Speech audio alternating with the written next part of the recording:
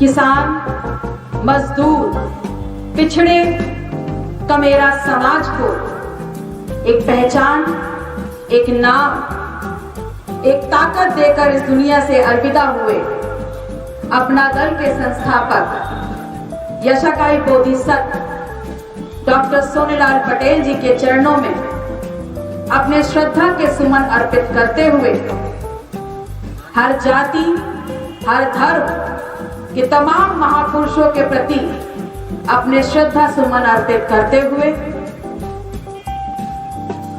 इस जनपद फतेहपुर में हमारे साथ कमेरा अधिकार रैली में इस मंच पे शिरकत कर रहे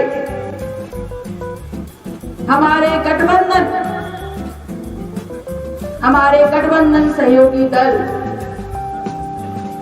जिसका नेतृत्व 2022 के भावी मुख्यमंत्री अखिलेश जी कर रहे हैं, उनकी नुमाइंदगी करने पहुंचे, उनकी आवाज को हम सबके बीच में पहुंचाने का काम करने वाले राष्ट्रीय महासचिव सांसद विशंभर प्रसाद निषाद जी अपने आप में ज्ञान का अपार असीमित सागर महामंडलेश्वर आचार्य स्वामी श्री सत्य आत्मानंद जी, जहानाबाद की धरती से हैट्रिक विधायक के नाम से जाने वाले आदरणीय पूर्व विधायक मदन गोपाल वर्मा जी, इस कार्यक्रम को सफल बनाने के लिए अपना दल के जिलाध्यक्ष सत्यनारायण पटेल जी, समाजवादी पार्टी के जिलाध्यक्ष विपिन यादव जी, इस मंच का संचालन कर रहे प्रदेश अध्यक्ष विधि मंच दिलीप पटेल जी और इस मैदान में उपस्थित अपना दल समाजवादी पार्टी, महान दल सुहेल देव भारती समाज पार्टी, इस गठबंधन के प्रति अपनी आस्था, अपनी ऊर्जा, अपना सहयोग लगाने वाले अपने तमाम सुनने वालों का और पत्रकार बंधुओं का, सुरक्षा में लगे सुरक्षा कर्मियों का हार्दिक स्वागत, अभिनंदन और वंदन करते हैं। ये कमेरा अधिकार रैली है और अधिकारों का जिसको बोध नहीं होता, अधिकारों का जिसको ज्ञान नहीं होता, वो समाज कभी अपना इतिहास नहीं बना सकता। क्या कहकर आपसे किस बात का वादा कर कर इस देश में अपनी सत्ता बनाने का काम किया था? क्या कहकर तो आपके बीच में गए थे? वो आपके बीच में ये कहकर गए थे कि अगर आपने साथ दिया, इस देश के कमेरा ने साथ दिया तो किसानों की सरकार बनाएंगे, किसानों की आय दोगुनी कर देंगे। बताइए ऐसा कहा था कि नहीं कहा था? कहा था। उनकी सरकार बने हुए 7 साल हो गए। किसानों की आय दोगुनी हुई? नहीं हुई। असल में हमारे प्रधानमंत्री जी की जबान जरा सी फिसल गई थी। वो ये कहने नहीं आए थे कि किसानों की आय दोगुनी कर देंगे। वो ये कहना चाहते थे कि अगर हमको सत्ता में लाए तो किसानों को दोहरी मार दे देंगे। और दोहरी मार कैसे दी है समझ लीजिए। दोहरी मार ऐसे दी है कि आज आप अपनी फसल के लिए दिन में काम करते हैं और उस फसल को बचाने के रात को चौकीदार बन जाते हैं।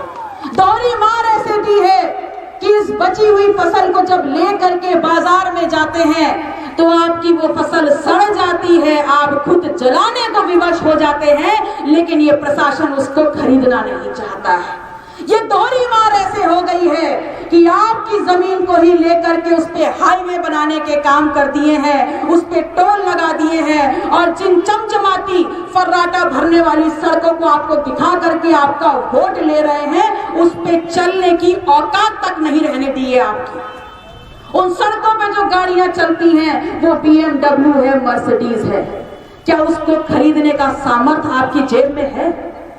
उसको खरीदने का सामर्थ्य आपका जेब में नहीं है। आपकी तो बग्गी आपके खेतों में चलने वाला ट्रैक्टर है। और ये सरकार इतनी दरिया दिल है, ये सरकार किसानों के बारे में इतना सोचती है कि हमारा एकमात्र वाहन जो हमारे सुख दुख का साथी है, हमारा ट्रैक्टर, उस पे भी सरकार की कृपा दृष्टि है। 28% जीएसटी को घटा करके 18% जीएसटी हमको उनके बीच में लाके खड़ा कर दिया है जो BMW पे 18% जीएसटी दे रहे हैं, और किसान, इस देश का अन्नदाता 18% जीएसटी ट्रैक्टर पर दे रहा है, और उसके बावजूद कहते हैं कि हम किसानों की सरकार चला रहे हैं। सही बात है, सोच तो इस देश के किसानों की आय दोगुनी करने की थी, लेकिन कौन से किसान की आय? उस किसान की आय जो खाद मांगने गया तो घसीट घसीट के मारा, या उस किसान की आय जो फसल लेकर के बाजार में खड़ा है, बाजार में कोई खरीद नहीं रहा, या उस किसान की आय जो खेतों में रात का चौकीदार बन गया है? हम आपसे ये कहना चाहते हैं कि दुनिया के किसी भी कोने में जाएंगे और अगर भारत की पहचान पूछेंगे तो बोला जाएगा भारत एक कृषि प्रधान देश है, और उसी देश को दुनिया के नक्शे पर पहचान दिलाने वाला ये अन्नदाता इस आजाद भारत में अपनी पहचान ढूंढ रहा है। जब जंगे आजादी चल रही थी ना, तो कोई हिंदू नहीं था, कोई मुसलमान नहीं था, कोई राजभर नहीं था, कोई पटेल नहीं था। सबके दिल में बस एक ख्वाहिश थी कि एक बार आजादी तो मिल जाए। और जब गुलामी की जंजीरें तोड़कर हम आजादी की तरफ करवट ले रहे थे, तब इस देश के जो तथाकथित नेता हैं जो कहते थे कि हमारी वजह से आजादी मिली है, उनके दिल और दिमाग में एक बार भी ये विचार नहीं आया कि इस देश का किसान, बहुजन, मजदूर, पिछड़ा समाज इस देश की व्यवस्था में कहां पर खड़ा किया जाएगा। वो तब भी मौन थे, और आज आजादी के 75-76 साल भी मौन है। लेकिन आपसे कहना चाहेंगे, जिस आधुनिक भारत की बात हम करते हैं, अगर उसकी बुनियाद में जो खंभे लगे हैं, अगर उनको खुरच के देखेंगे तो उन खंभों में आपको कहीं ना कहीं एक सामाजिक न्याय की सोच वाला बहुजन जरूर मिल जाएगा, एक व्यवस्था पलटने वाला एक बहुजन जरूर मिल जाएगा, एक ऐसी सोच करने वाला बहुजन जरूर मिल जाएगा जो ये चाहता था कि इस देश की मुख्यधारा में बराबरी के पायदान पर हर समाज खड़ा हो, ना कोई अगड़ा हो, ना कोई पिछड़ा हो, ना कोई दलित हो।